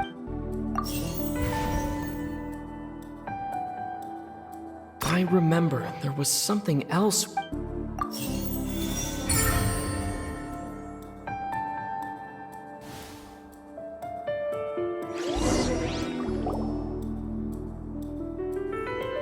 Ahem! It's Ace Detective Paimon's time to shine again! In the original plan, Cowl would tamper with the water tank rope and the number selector securing his target. When the magic box containing Halsey was lowered, the metal hook would retract gradually and pierce the balloon at the top of the box. When the balloon attached to the box popped, the water from the primordial seed inside it would pour down and dissolve Halsey. Afterward, Cowl would enter the tunnel and break the flower vase to conceal the water inside the tunnel, with the remaining evidence being covered up by the water tank on stage. But he encountered something unexpected in the tunnel and wound up being fatally hit by the same water tank he meant to use to cover his tracks. Huh. That does make sense. That actually links together a lot of the more confusing pieces of evidence.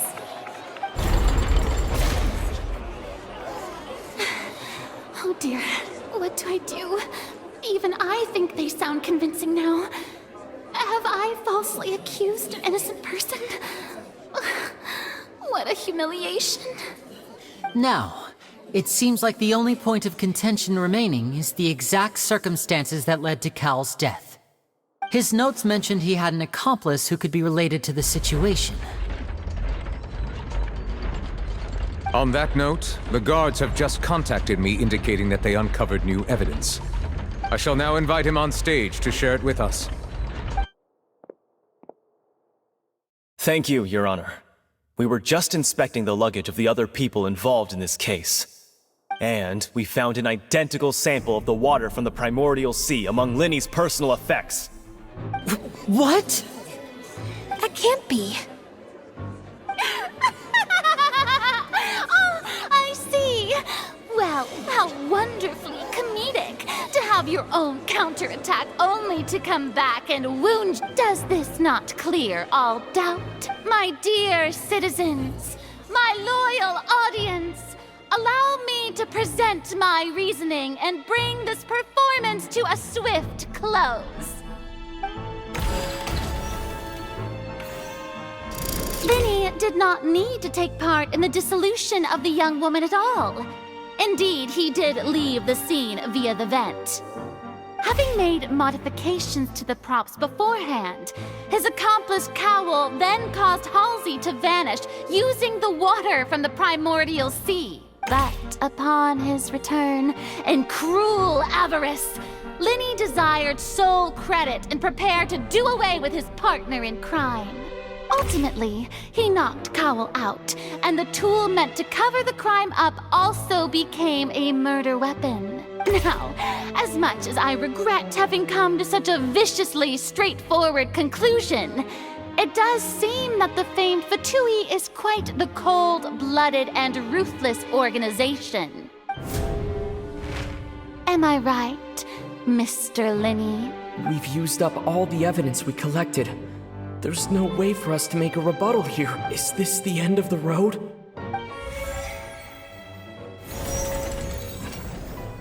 Oh no! Paimon can't think of anything either. It doesn't look like there's any way around this. Seems using the water as new evidence was too good a move.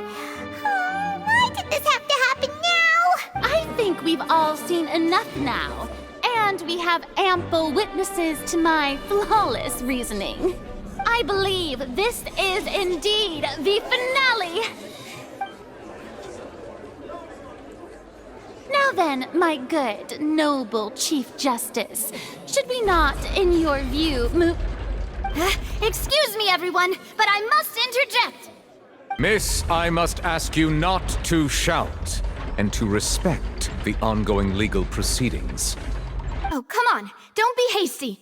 I have a good reason for interrupting, you know. Now, would anyone here like to take a little break from all this debate and see a little magic? I'll show you an amazing trick. One that can bring a young woman who has disappeared back in the flesh, right before your very eyes. Please, do the honors, Mr. Linney, if you would be so kind. What in the world is she saying? No offense, miss, but miracles like that are beyond my scope as a magician. Come on now, don't be silly. Magic is all about misdirection, isn't it? It often conceals the truth while presenting a fascinating illusion. But once everyone believes the illusion, can't magic reveal the truth to them once again? And wouldn't such a trick be the most marvelous finale to today's performance? Come on, Lenny and Lynette. Give it another go. Don't worry. Spina di Rasula has made the necessary arrangements on your behalf. But, as the magic makers and stars of the show, I think I should leave the final performance to you. I understand.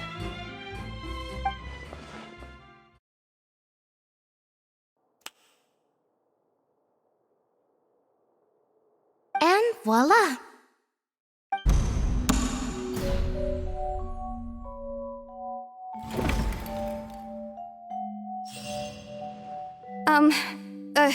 Sorry for the interruption. Wait, isn't that Halsey? So the whole thing about people dissolving wasn't true after all? To be clear, I'm only here because this person told me that if I testified, the merit of doing so would lessen my sentence. I was hiding outside this room listening to the proceedings because I was afraid that I would be the one put on trial. I was just feeling happy that no one had noticed me, and then before I knew it, she caught me. That'll teach you to underestimate us three. Where should I begin? I'm sorry. I'm the one who killed Cowell. I admit it. What? Why? Firstly, my name isn't Halsey. It's Lillian, and I'm originally from Mondstadt. I heard that Linny's show was gonna be a real thriller, but I missed the chance to buy a ticket, so I stole one. That's how I make a living. I steal stuff here and there, and I'd never been caught before. But I was noticed at the harbor a few days ago, and I barely got away. Linny was the one who caught me in the act. Hey, no wonder you look familiar. So you were the thief! Liddy even mentioned that you were pretty skilled. Well, and I thought that would have been the end of it, but then the number selector chose me. He even mentioned the Fortress of Meripede. That's a prison, isn't it? So you can imagine how shocked I was. I thought he was onto me for sure. So I played along with the show while looking for an opening to flee, but then I got water poured on me for no reason, and then someone jumped into the tunnel to nab me. I wasn't going to take that lying down, so I knocked him out and stuffed him into the box. There was nowhere to run from there, though, so I had to change my clothes and hide in a box containing performance costumes. I slipped out after the first guard arrived at the scene and continued hiding inside the opera house. Can a person even hide in there?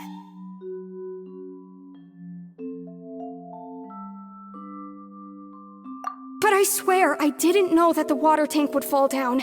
Really, I swear it. Had I known that, I wouldn't have put him in the magic box.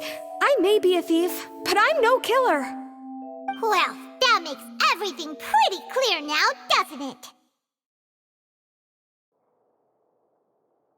This time, we need to tell the entire story from Lily-Ann's perspective.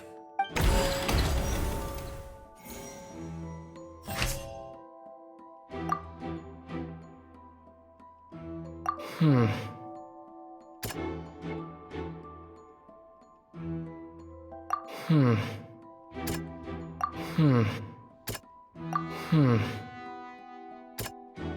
The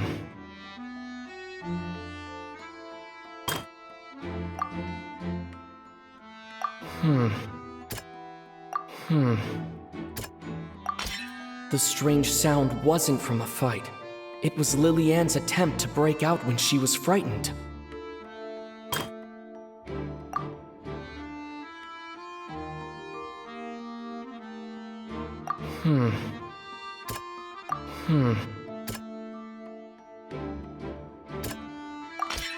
The flower vase was not broken to cover anything up, but was smashed during the struggle between Lilianne and Cowell.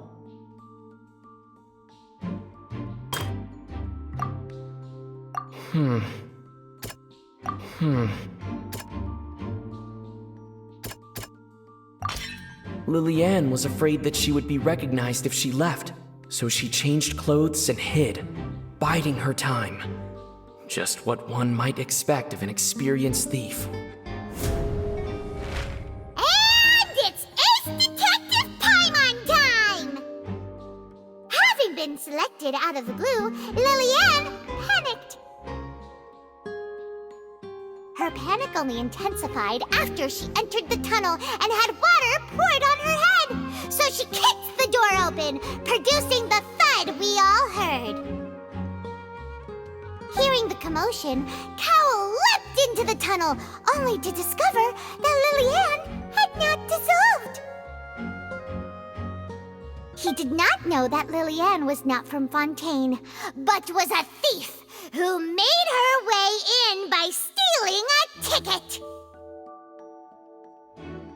Mistakenly believing that the water from the primordial sea needed time to take effect, he tried to force Lilianne back into the box. The two broke the flower vase during the struggle, but Lilianne came out on top, knocking Cowell out and putting him in the box. With no way of escaping, she changed her clothes and hid in the costume trunk until the performance ended.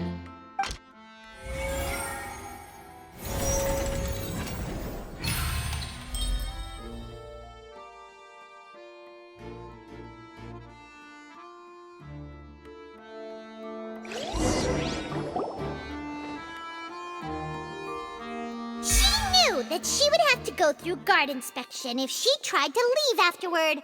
So, she has been trapped in the Opera House these last 2 days.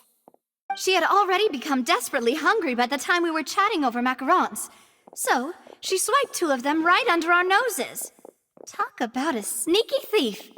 At this point, all the events that happened in the tunnel have now come to light. Ah, so that's the whole story. Bravo! Bravo!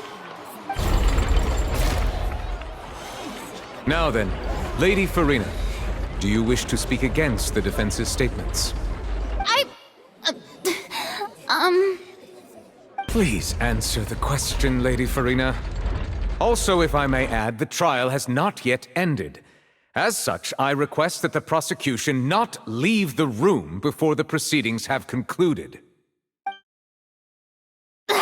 What, are you reading my mind now? No, I have no further arguments.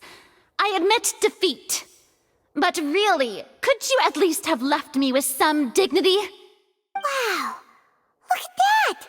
She's like a deflated balloon now. If there are no objections, then as the Chief Justice of Fontaine, I shall once again repeat the full sequence of events. The actual perpetrator of the serial disappearances, Cowell, selected his next victim from the audience reservation list.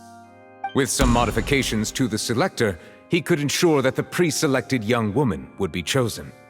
To cover up any evidence while committing the deed, Cowell thought of allowing the water tank to fall, which would conceal the water left behind after the young woman was dissolved. He also tampered with the rope suspending the water tank, using the fireworks at the end of the performance to cause the tank to drop and hide the watermarks. He poured the water from the primordial sea into a balloon during the preparation of the magic box and stuck it to the box's lid. Finally, he passed the prepared hook on a rope through the gap in the magic box's door when bringing the young woman to said box. When the magic trick officially began, the box containing the woman was lowered into the tunnel, tightening the hook rope and bursting the balloon containing the water. If all had gone to plan, the young woman would be dissolved at this time. However, Liliane was not from Fontaine, and thus fled the box with a loud noise. Realizing that there was trouble, Cowell entered the tunnel and met Liliane.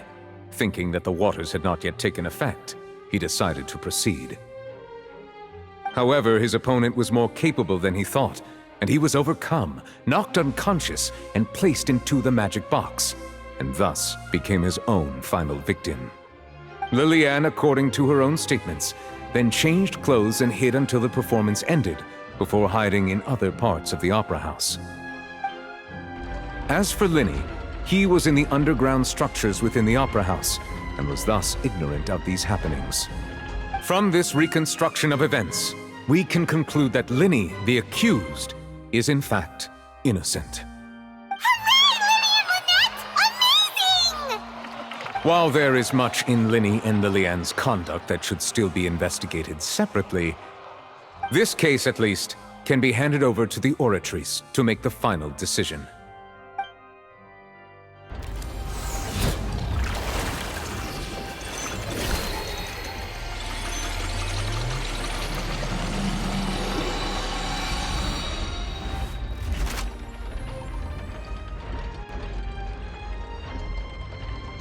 As such, Linny and Lynette are officially declared not guilty.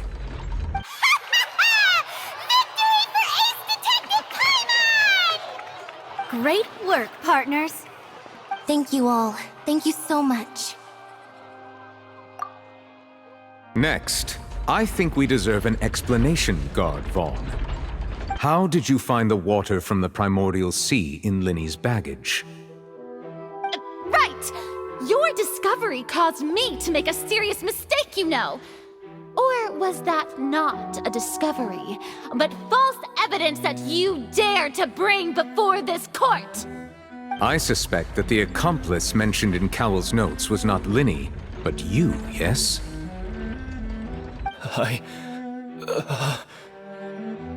I'm sure you know what you must do to lessen your sentence. Speak quickly! Unless you want to earn yourself a one-way ticket to Coupon Town. I was just following orders. We were supposed to place blame for the serial disappearances onto Linny, and thus cause suspicion to fall on the Fatui. The higher-ups said this was the best opportunity to do so. And now that your plan has fallen through, and the secrets of the water have been revealed, you have become a liability to said higher-ups, yes? Therefore, you would be wise to tell everything you know, and seek the protection of the guards. Yes, I'll tell you everything I know. Our boss discovered that the water can cause people to dissolve. It can also be made into a potion, which when extremely diluted, can cause people to experience unforgettable exhilaration. We've been in this business for a while now, and have made decent more off it. The disappearances were also the boss's idea. I mean, this is the boss we're talking about.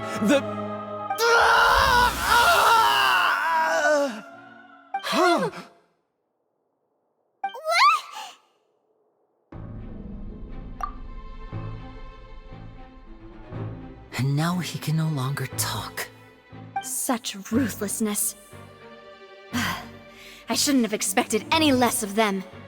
An outrageous act.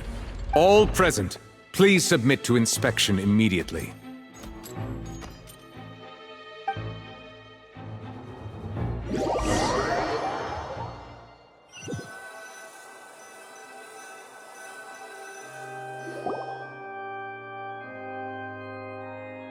So, we're just going back now?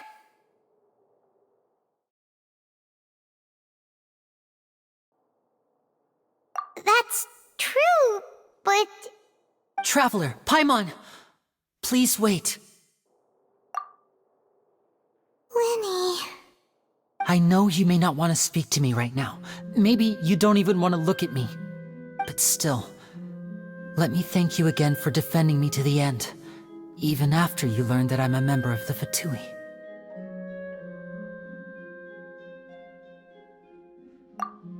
I guess. But regardless, I'd like the opportunity to set things straight. I didn't approach you with any ulterior motives or ill intent. I've spoken to you as myself, just plain Linny this entire time. As for why I'm a Fatous, it's because the goals of the House of the Hearth align with those of an orphan like me. That's all. That was how Father, who you might know as the Knave, approached recruiting us back then too. The Knave? The one who controls the House of the Hearth? She's your father? That's right. And since we're here, I was wondering, would you mind hearing a story? It's about my past. Back when our parents first died, Lynette and I were left wandering the streets. To survive, I took to surreptitiously observing an older street performer who did magic. It took me several days to figure out how he pulled off his amazing tricks. I took my sister through several streets until we found a crowded corner, and we began to perform magic tricks there. To my surprise, we proved to be pretty popular, and we could at least stop worrying about where our next meal would come from for a time. But I didn't want my sister to remain a street rat together with me forever. Before long, an aristocrat came to me and claimed that he wished to take us in after watching my performances. So you went from orphans to nobility just like that? That was how we felt at first too. As if fate was on our side and we could say goodbye to those painful days. But I gradually discovered that while we were called foster children, he was really after my talent for magic tricks. He would constantly take me to all sorts of banquets to garner attention, which he would then use to expand his social circles. That doesn't seem too bad either. Better than roaming the streets at any rate. It took a while for me to realize just how dark his heart really was. After one particular performance at a banquet, I discovered that Lynette was not on the same return vehicle as me. I waited a long time after we returned home, but she did not come back. I went to that noble's bedroom and asked him about her whereabouts. The answer he gave me was, she caught the eye of the most eminent person at the banquet, so I sent her over as a gift. I mean, you'll be able to perform your magic regardless of who your assistant is, yes? Oh no. So he was gonna... But wouldn't Fontaine's laws deal with such people? As far as outsiders are concerned, this is a relationship akin to adoption or foster care, and they have their ways of escaping the eye of the law. I managed to ferret out the location of the mansion of that so-called eminent person and hurried through the night. But by the time I leaped over the walls, avoided the guards, and made my way in, all I saw was the moonlit ground covered in blood, and the knave standing there in the darkness. So, she'd already taken care of that guy. That's right. She had rescued my sister before she could come to any harm, and had even discovered several girls hidden in a basement, all of them orphans. Father, the knave, might have seen something in me, and so she made me an offer. The House of the Hearth welcomes you, for your interests align with ours. Here, none will ever betray you. Indeed, betrayal shall never be permitted here. I was hesitant to trust her. I had just been betrayed by nobles. But she was also quick to destroy the noble who had taken us in at first, giving us back our freedom. Oh, so that's how the two of you joined the House of the Hearth.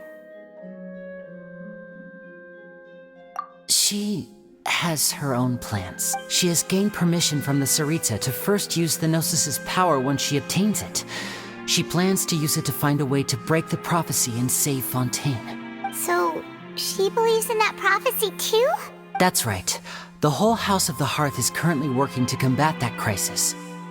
Today's case has also proven that people from Fontaine can indeed dissolve into some sort of water, thus further supporting the prophecy. Everyone at Hotel Bouffe d'été, including the knave, has their roots in Fontaine. And we will always defend our homeland. To us orphans, the only connection we have left to this world, apart from our family, is our homeland. So, From small deeds like distributing magic pockets to huge schemes like stealing a gnosis, everything is aimed at dealing with that prophecy. It's all right. I understand. The only thing I can do is relate all this to you. I just hope you can understand that even as a member of the House, I have never stopped making my own decisions, and that I believe what I'm doing is right. If you should need anything at all in the future, feel free to find me. I will do my best to help you. Bye, Linny!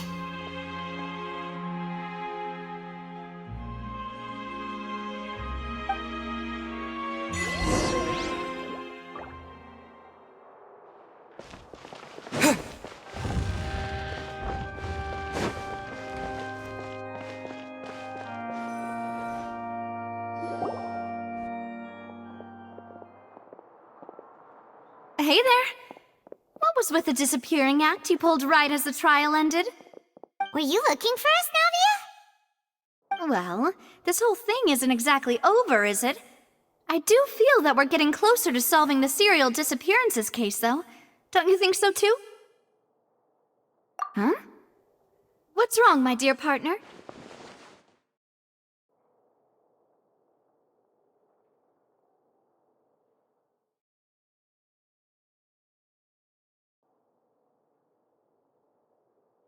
Besides, are you sure we're the ones who can crack a case that's been cold for decades now? And given that there's new evidence from the trial, there should be a trail of breadcrumbs for the Hydro Archon's people to follow now, right? Ah. I see. Well, I won't lie. I'm a little shocked to hear that from you. But I suppose you are just travelers who have only arrived in Fontaine after all. Sorry. I might have been too presumptuous. Don't say that, Navia. Ah, and we were having so much fun investigating with you, too.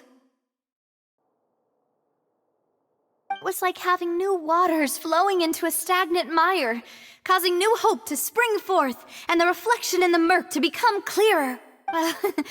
Sorry about that. I'm a bit prone to nostalgia. Don't mind me. Wait, shall we have a farewell meal? You know, to commemorate our time as partners? Huh? Do we really need to get that formal?